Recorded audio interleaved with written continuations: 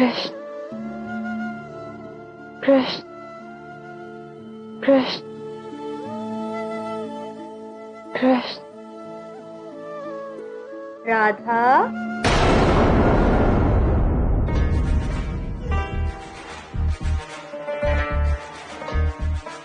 लौट आई तो? अरे, अकेले आई हो? कृष्ण कहाँ है? तुम तो बड़े आत्मविश्वास के साथ गई थी। यदि कृष्ण को रोकूंगी तो वो अवश्य रुकेगा, किंतु लगता है हमारे रुकने से भी नहीं रुका। कृष्ण छोड़कर चला गया है वो तुम्हें। कृष्ण को तो मैं अपने साथ ही लाई हूँ। अच्छा, तो फिर दिखाई क्यों नहीं दे रहा है वो? अदृश्य हो गया है वो मायावी। हाँ, कहाँ है कृष्ण? मुझे तो नहीं दिख रहा है। बताओ। मेरे अधरों पर है वो, मेरे हृदय में है, और यदि मेरी दृष्टि से देखोगे तो मेरे सामने ही खड़ा है।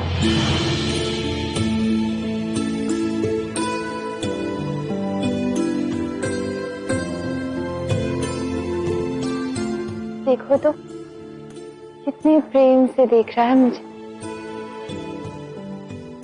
हंस रहा है।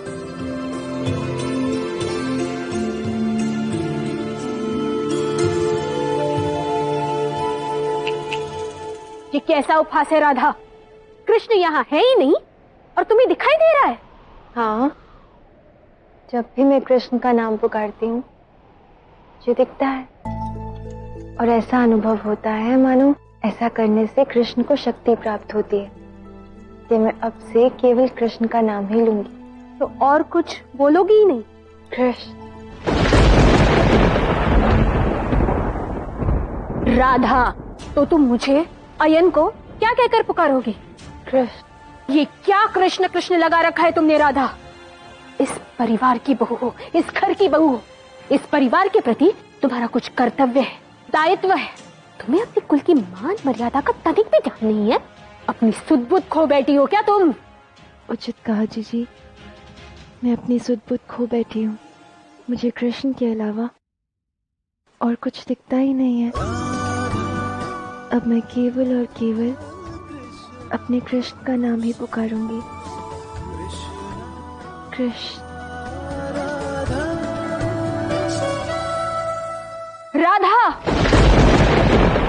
मेरे संयम को मत परखो, अन्यथा परिणाम अच्छा नहीं होगा। कृष्ण।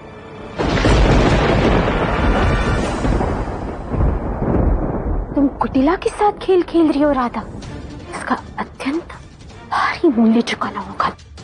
मैं कुटिला सौगंध लेती हूँ कि तुम्हारे मुख से ये कृष्ण कृष्ण का जाप बंद करवा कर ही रहूंगी।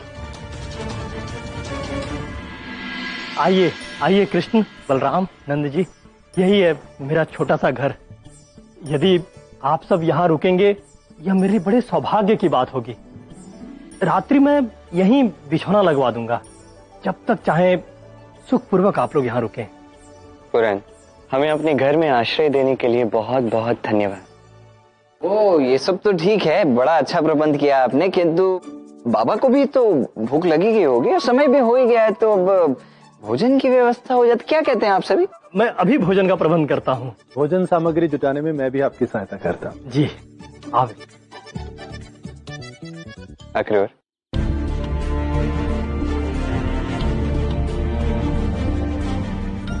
आपने मुझे और दाऊ को यहाँ पे मथुरा में लाकर अपने धर्म का बहन तो किया ही है, किंतु अब समय आ गया है कंस के ये बात जानने का कि कृष्ण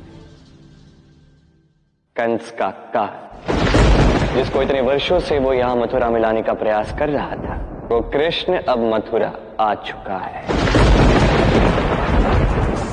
और इसके अतिरिक्त कंस से और क्या क्या कहना है, इस बात को तो आप भली भांति जानते हैं। मैं जानता हूं प्रभु, वही होगा जो आप चाहते हैं।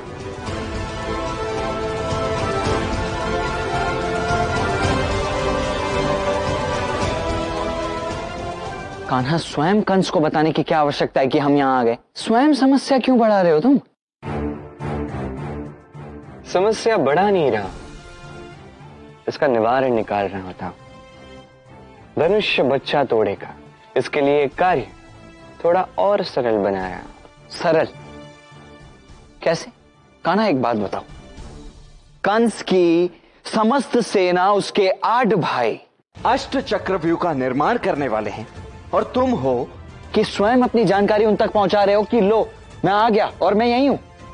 कान्हा पहले तो मुझे यह बताओ कि एक छोटा सा साधारण सा बच्चा इतनी बड़ी सेना के मध्य उस अष्ट चक्रव्यूह को तोड़ेगा कैसे? उस धनुष तक पहुंचना तो बड़ी दूर की बात है। यदि बात की जाए धनुष की, तो धनुष बच्चा ही तोड़ेगा, और यदि बात की जाए अष्ट चक्रव्यूह की, तो वो तोड़ा जाएगा स्वयं कंस द्वारा। क्या? अर्थात कंस का स्वयं का बनाया हुआ अष्ट चक्रव्यूह कंस स्वयं ही तोड़ देगा? कैसे?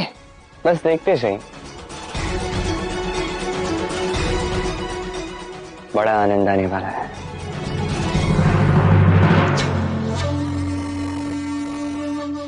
महाराज, महाराज, आपकी सारी सेना अष्ट चक्रव्यूह के निर्माण के लिए सज्ज है।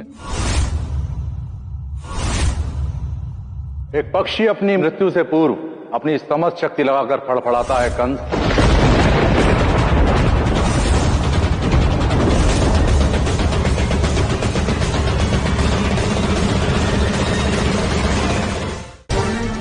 तुम भी साम दाम दंड भेद सब अपना कर देख लो कंस, किंतु तुम्हारा काल तुम्हारा ग्रास करने आ गया है। शांत हो जाओ, इतनी उत्तेजना, ये क्रोध अच्छा नहीं कंस। मैं कृष्ण को मथुरा ले आया हूं, तुम्हारी वर्षों की इच्छा पूर्ण हुई।